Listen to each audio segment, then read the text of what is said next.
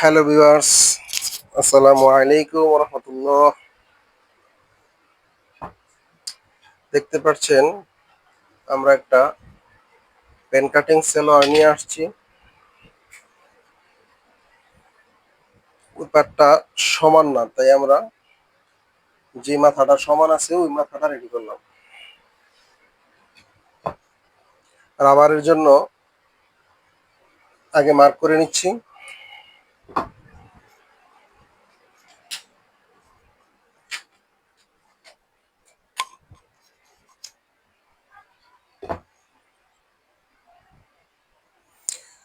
সাইডে একটা সেলাই হয়, ওই সেলাইয়ের জন্য মার্ক করে নিচ্ছি।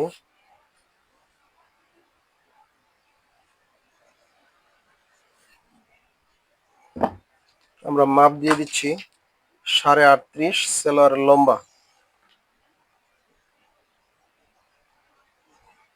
38.5-এর 39, 1, 2, আড়াই, এখানে 2.5 ইঞ্চি বর্ডার হবে, তাই বর্ডারে দাগ দিলাম।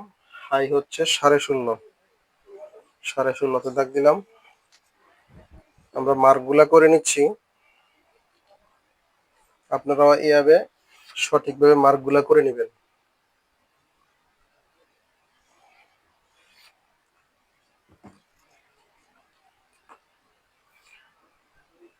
সালোয়ারের মুহুরি হচ্ছে 13, একটু বাড়তি নিতে হবে সেলাইয়ের জন্য। রানের মাপ হচ্ছে 16, আমরা 16 দিয়ে দিলাম।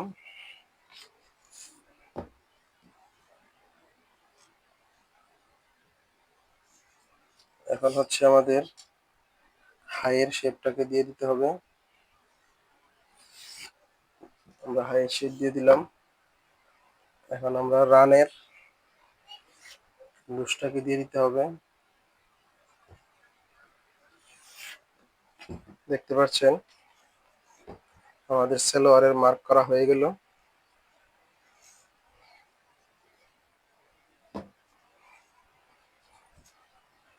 এখানে আরো একটু কমিয়ে দিই আমরা, কারণ যত বাড়াই দিব তত আমাদের পরের পাটটা কাটতে অসুবিধা হবে।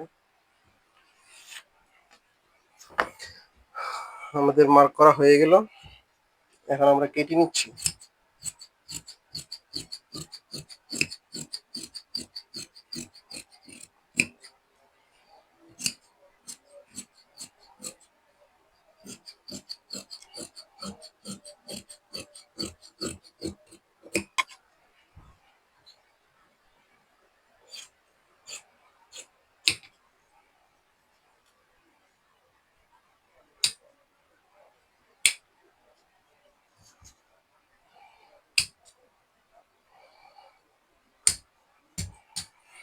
দেখতে পাচ্ছেন বন্ধুরা, আমাদের মিন সালোয়ারটা কাটিং হয়ে গেল।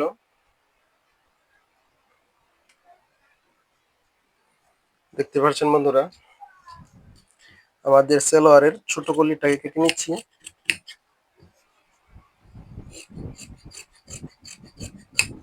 এটা হচ্ছে একটা ছোট কলি, কলিটা দিলে সালোয়ারটা পরে খুব মজা পাওয়া যায় এবং সালোয়ারটা টিকে একটু বেশি দিন। তা খুব বড় দিলে অসুবিধা হয়, তাই ছোট করে দিলাম। ছোট করে দিলে কাস্টমার ডিস্টার্ব মনে করে না এবং জিনিসটা ভালোভাবে পড়তেও পারে। আর এখানে পায়ের যে নিচের বর্ডারটা আমরা একটু আয়রন দিয়ে বাঁশ দিয়ে নিয়েছি। যেভাবে রেখেছি এভাবে এটাকে কেটে ফেলবো।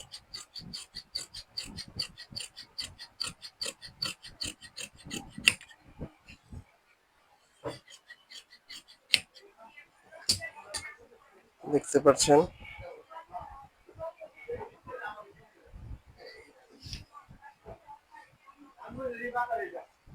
আমাদের মুহুরি হচ্ছে 13, এই হচ্ছে 13, এই হচ্ছে সেলাই কাপড়। এখানে আমরা মাছ সেন্টার করে দিলাম, আর এখানে শেপটা দিয়ে দিলাম। তাহলে এখানে জয়েন্টটাও সঠিকভাবে দিতে পারবে, কোনো অসুবিধা হবে না। কাপড়টাতে জয়েন্ট ছাড়া কাটার কোনো সিস্টেম হয় নাই, তাই আমরা ভিতরের দিকে যে পার্টটা থাকবে ওই পার্টের মধ্যে জয়েন্টটা দিয়ে দিলাম। এখন আমরা এটাকে আলাদা করে নিলেই আমাদের সালোয়ার কাটিং কমপ্লিট হয়ে গেল। এটা কিন্তু একটা লাইলিং শেডের সালোয়ার, জর্জেট কাপড় দিয়ে তৈরি করা, দেখতে পাচ্ছেন।